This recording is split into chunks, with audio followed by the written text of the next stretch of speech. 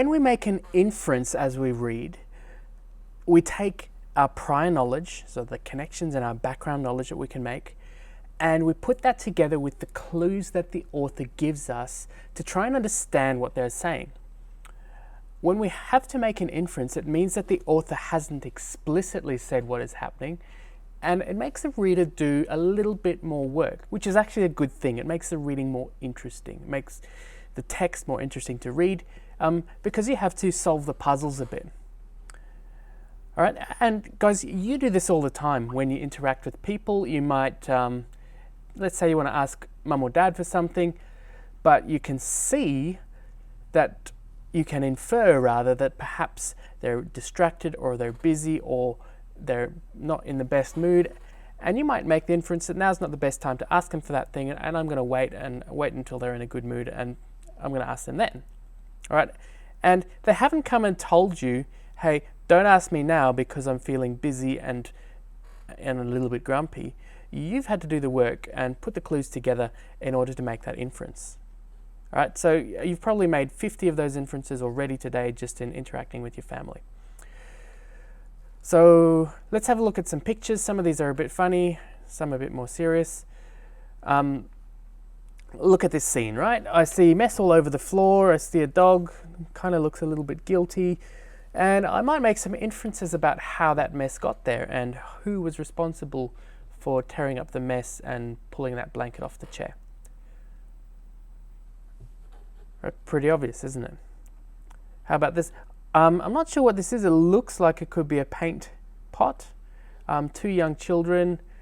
Let's assume this is paint on the floor, on the couch, on the TV, and of course all over the kids. I might make an inference that it wasn't mum or dad that came and did this, and my inference is that I think the kids got into this. My inference is that they weren't supervised when they did this, and whatever that white substance is, assuming paint, they've painted the room with it. Bit of a grainy picture, but have a look at the body language of this cat. So a few things we can infer here. We might infer that the hand belongs to a human, which is trying to bath that cat. We might infer that the cat perhaps doesn't really want to have a bath, just by the way it's holding onto the tap.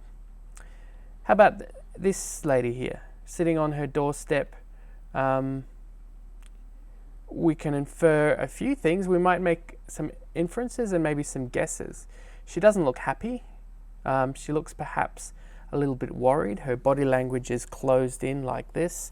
Her face is a little bit sad. She looks a little bit serious. Perhaps she's locked herself out.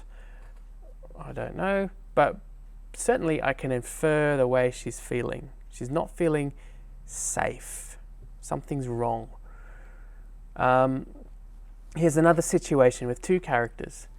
All right, lots of things again we can infer. We might infer that that lady is that girl's mother, right? We don't know that. We're just guessing, right? I think we can infer that she's unhappy.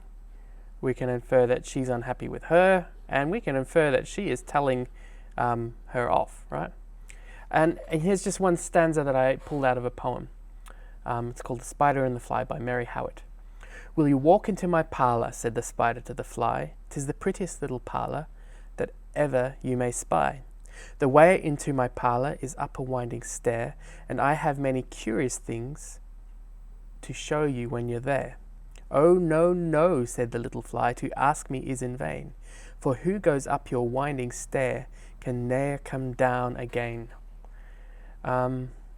So a poem, some dialogue between a spider and a fly.